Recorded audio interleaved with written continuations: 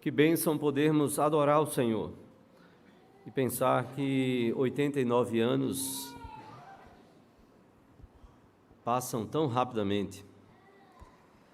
Bênção poder ter o coro da Igreja Presbiteriana de Boa Viagem aqui e uma alegria para mim, além de ver o coro com a regente Clara Natureza, também de ver duas membros da Igreja de Boa Viagem, que foram da Igreja da Madalena, Tabatinga, servindo ao Senhor, e uma delas, pelo menos eu acho que só foi uma, ou foram as duas, que foram minhas professoras, Júlia e Maria, Júlia Faria e Maria. Eu vou pedir para elas ficarem de pé, só para que a igreja possa conhecê-las, que Deus abençoe.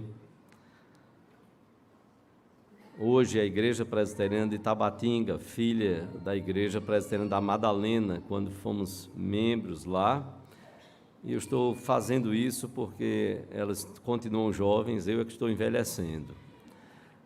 Mas foram bênção na Igreja da Madalena, estão hoje servindo ao Senhor na Igreja de Boa Viagem. E eu estou falando isso porque nós precisamos viver cada etapa das nossas vidas para o louvor da glória do Senhor. Servir ao Senhor. Que bênção é servir ao Senhor.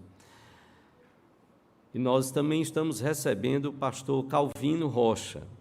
Não é o reformador João Calvino. Se você veio aqui pensando, eu quero conhecer essa história de calvinismo que falam tanto, eu quero conhecer esse reformador. Não é ele. Também não é meu pai. Parece meu pai. Se você olhar direitinho, tem traços, não é? Principalmente em cima da cabeça tem alguns traços, mas alguns traços fisionômicos também. E é uma alegria muito grande receber o pastor Calvino Rocha, irmão do pastor Lutero Rocha. Na verdade, o pastor Lutero Rocha é que é seu irmão, né? Eu acho que é melhor colocado assim. Alegria enorme pela fidelidade a Deus, pelo serviço ao Senhor. Eu estava perguntando a ele ali, quantos anos de ministério pastoral? 34 anos de ministério pastoral, próximo ano, 35, se Deus quiser. 10 anos à frente da Igreja Presbiteriana Central de Campina Grande.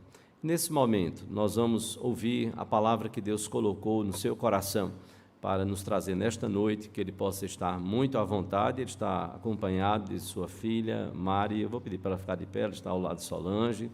Seja muito bem-vinda.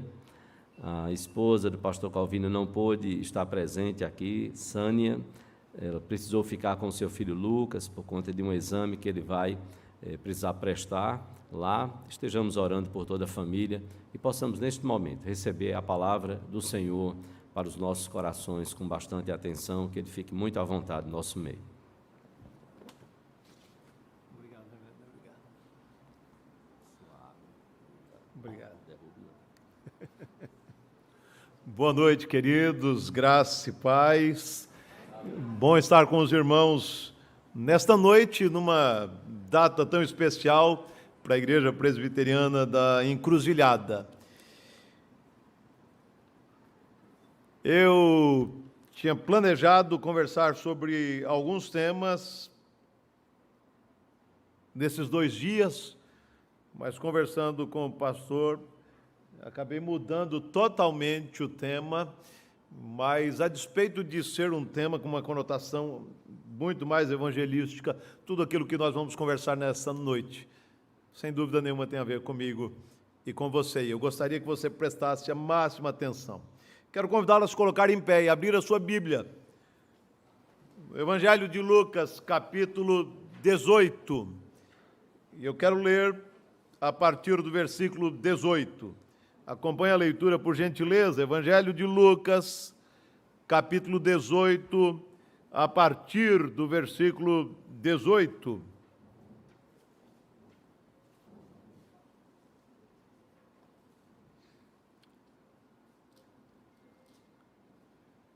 Certo homem de posição perguntou a Jesus: Bom mestre, que farei para herdar a vida eterna?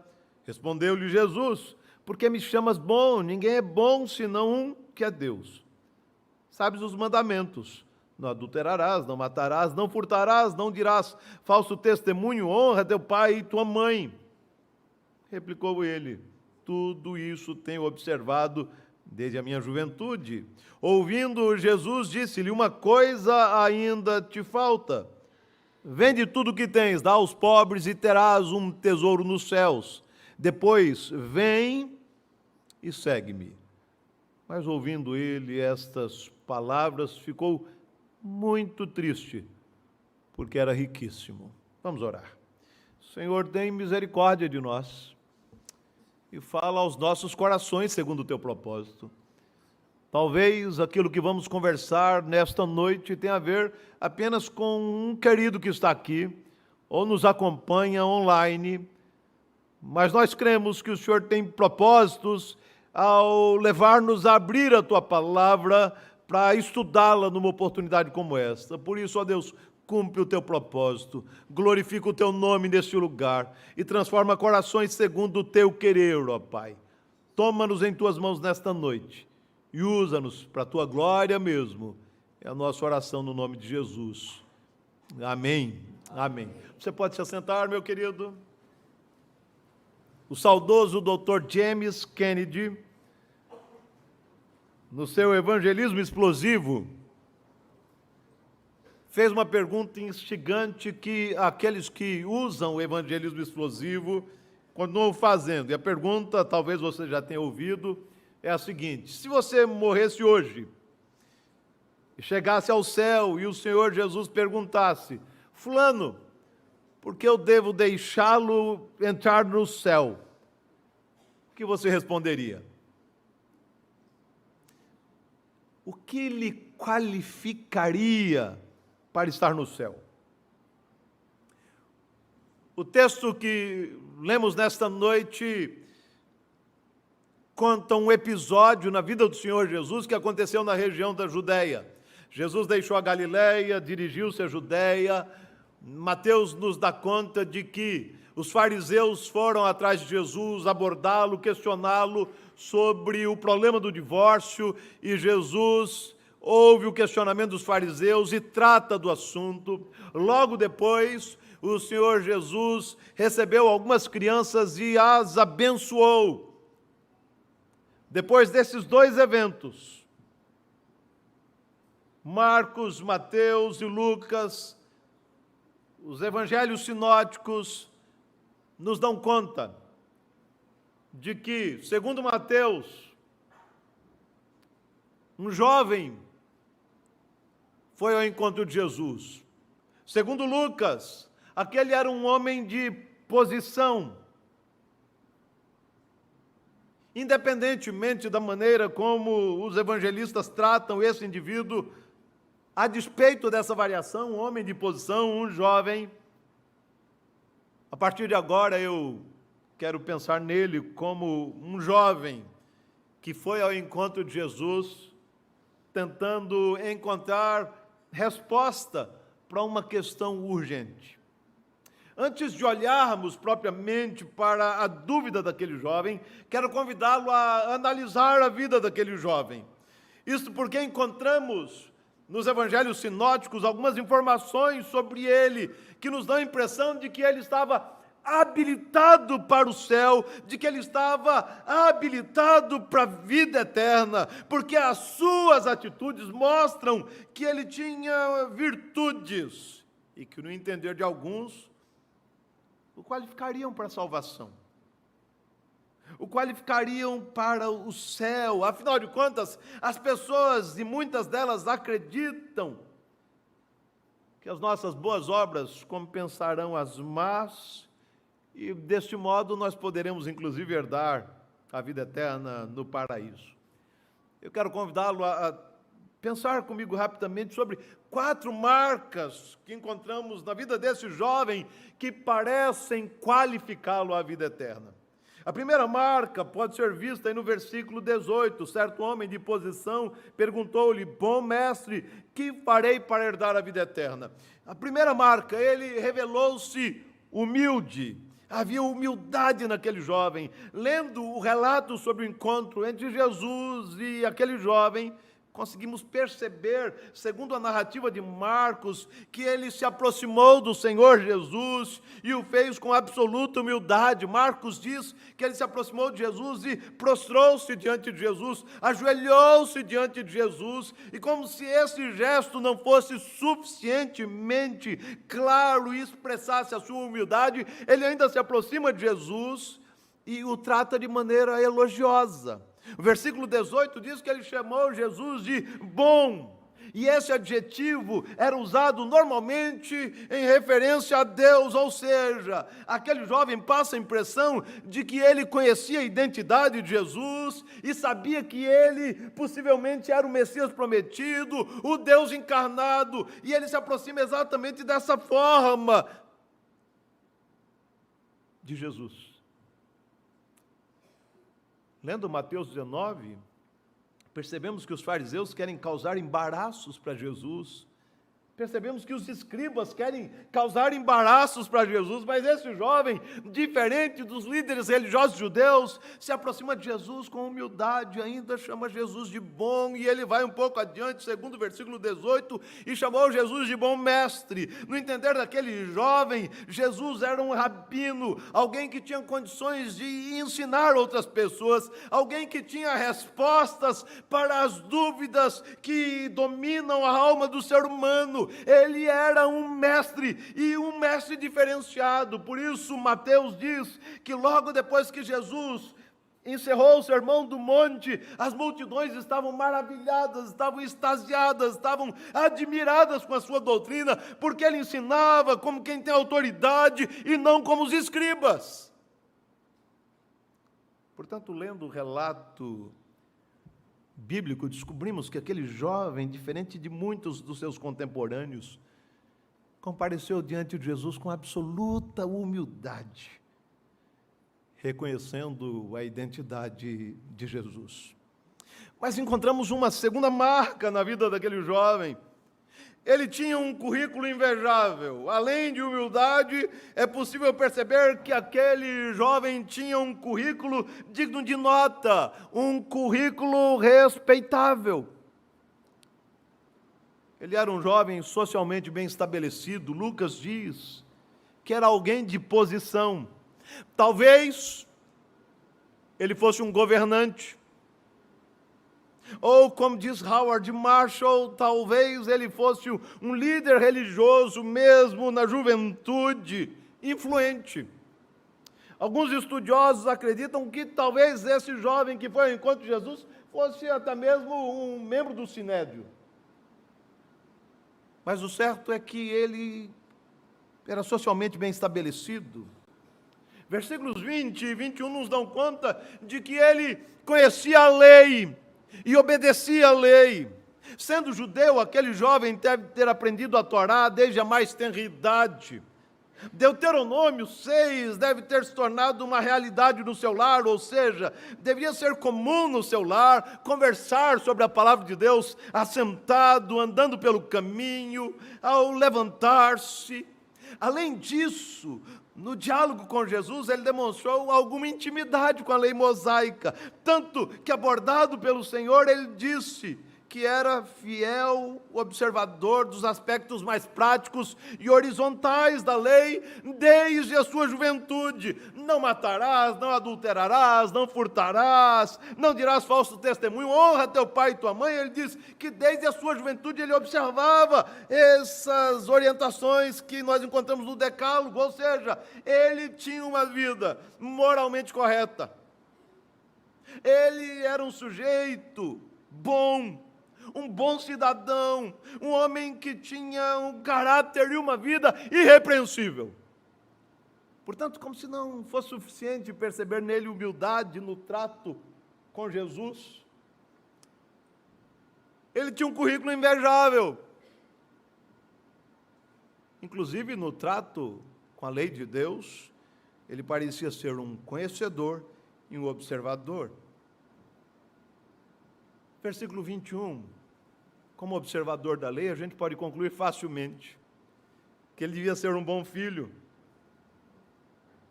porque ele diz que obedecia o 5º mandamento, honra teu pai e tua mãe. Portanto, socialmente bem estabelecido, conhecia a lei, obedecia a lei, era um bom filho.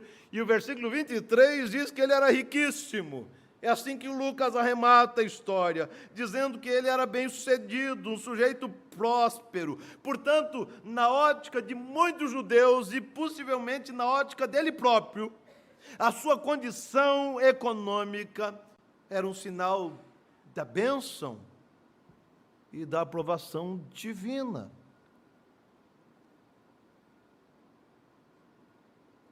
Terceira marca, e são 4 marcas. A gente encontra aí no versículo 18, certo homem de posição perguntou-lhe: bom mestre, que farei para herdar a vida eterna? Terceiro, ele estava preocupado com um tema urgente, necessário, fundamental, basilar. Estou habituado a encontrar pessoas indiferentes às questões relacionadas à eternidade. Na verdade, é fácil perceber que as pessoas estão mais preocupadas com o presente do que com o futuro. E porque estão preocupadas com o presente, elas tentam tirar tudo, sugar tudo da vida, tentando aproveitar o máximo o presente. Em certa ocasião, minha esposa postou um pequeno vídeo do pastor Francis Chan, onde ele falava sobre a nossa preocupação com aqui e agora em detrimento da eternidade. Um vídeo precioso.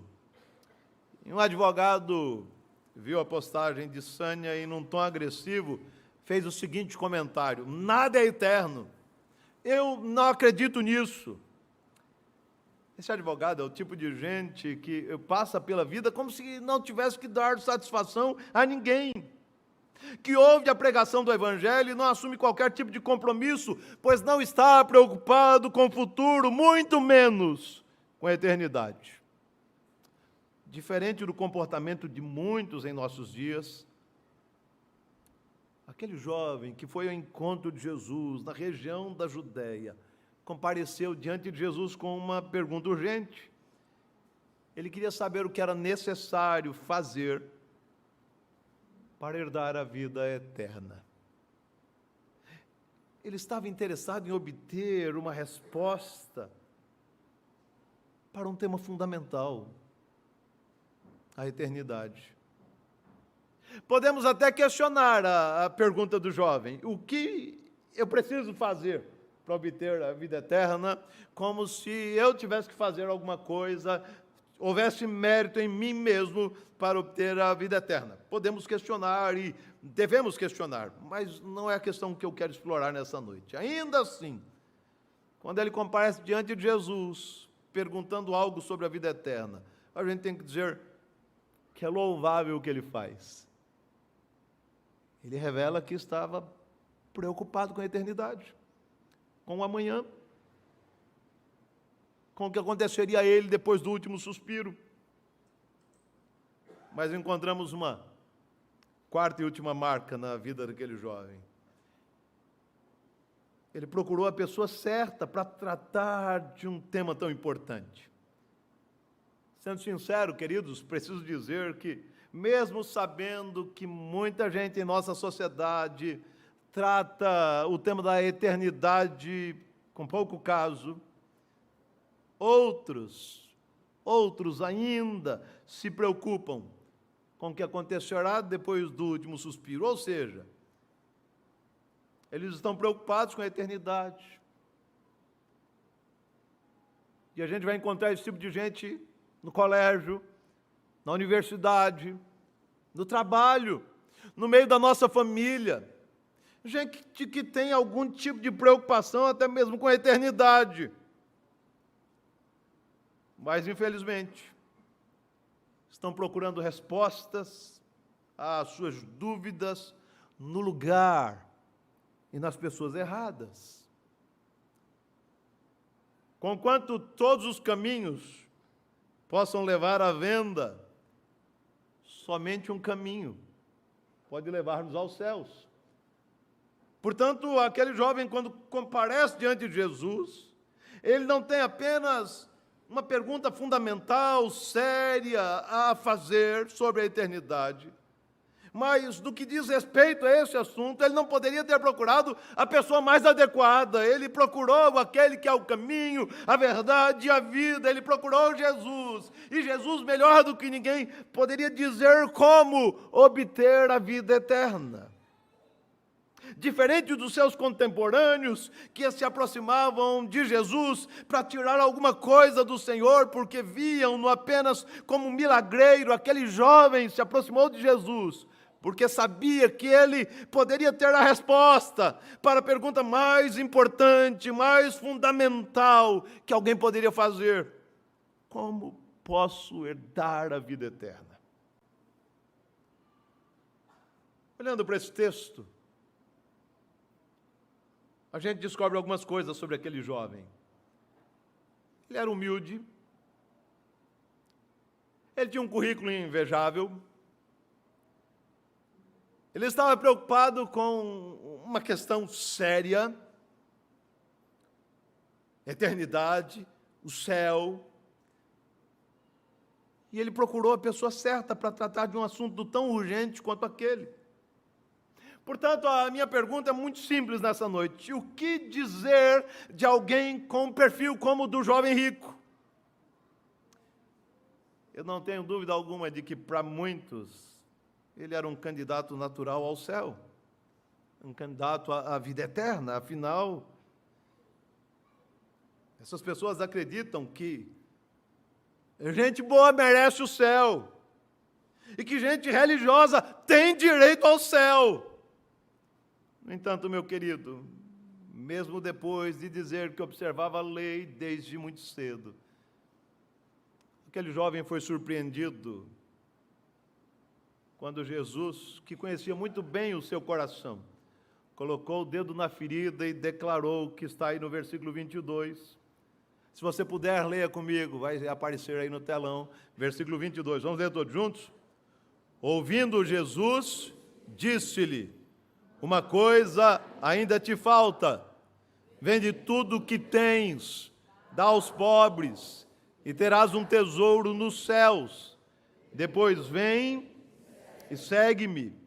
Você viu que Jesus disse para esse jovem? Uma coisa ainda te falta.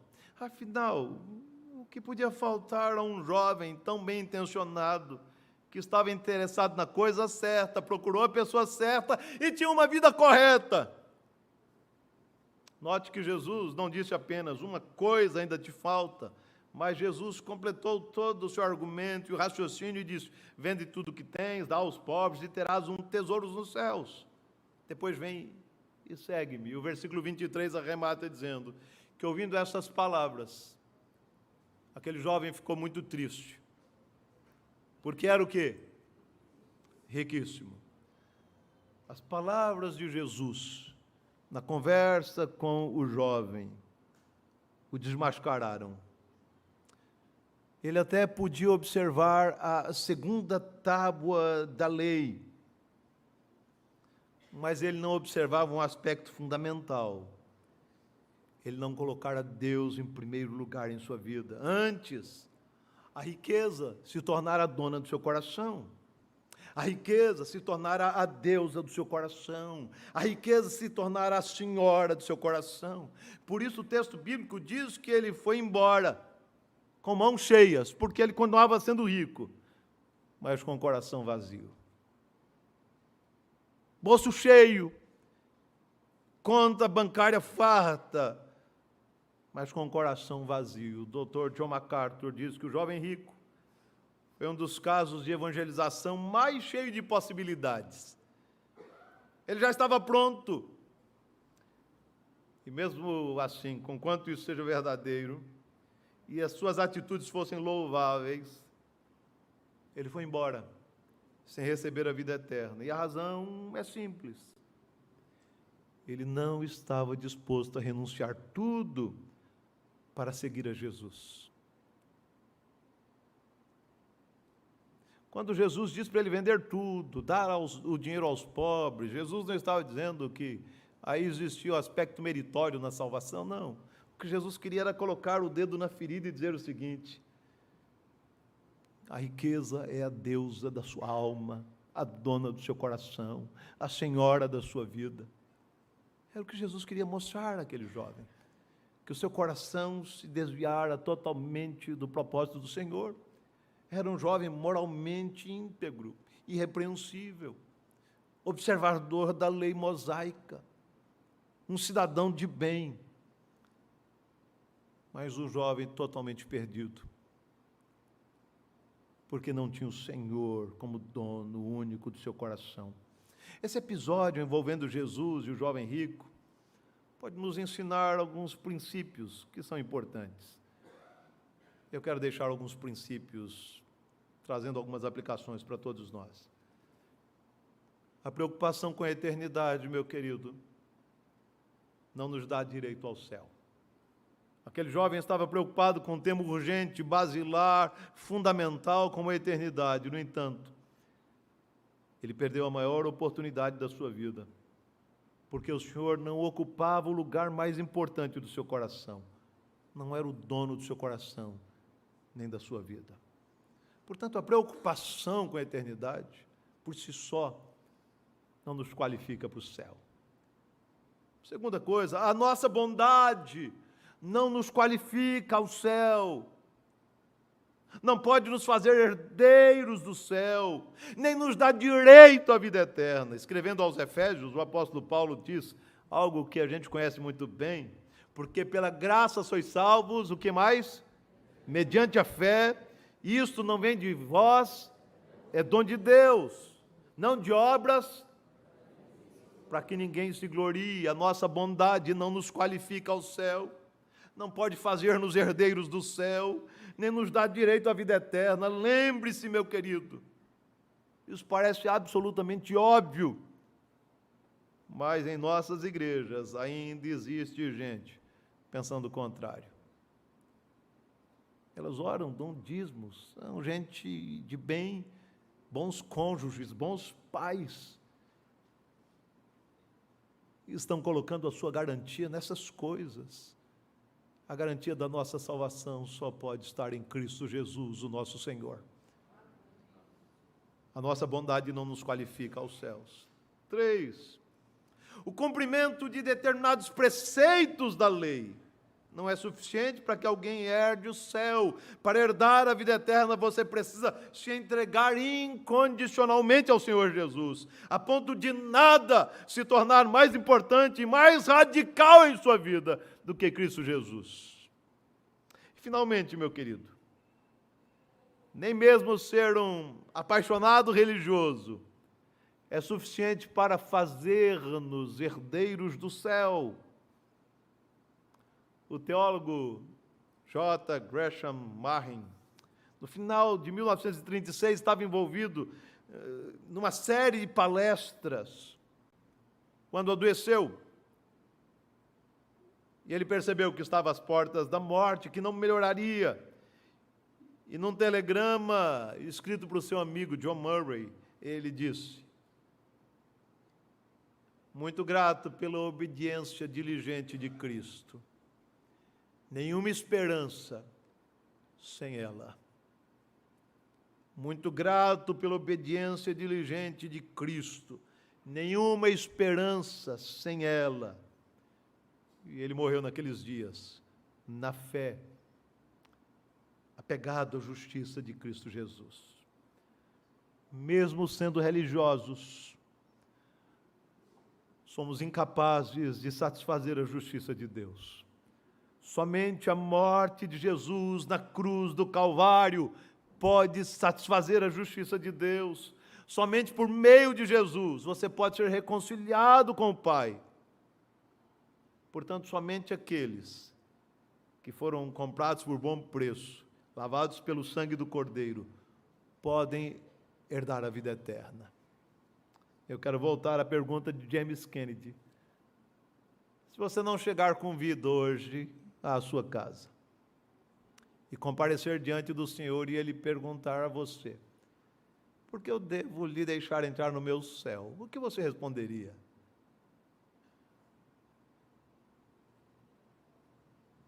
apresentaria o currículo do jovem rico,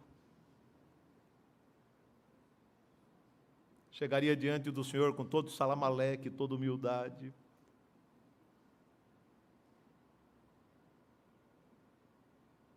O que você diria? Longe de Jesus. Você pode ser membro dessa igreja há 89 anos. Você vai para o inferno. E a gente precisa pensar com seriedade sobre isso. Porque às vezes a gente nasceu na igreja presbiteriana da Encruzilhada e participa dessa história. E somos iguais ao jovem rico. Religiosos, porém perdidos. E aí o que lhe qualifica? A ir para o céu.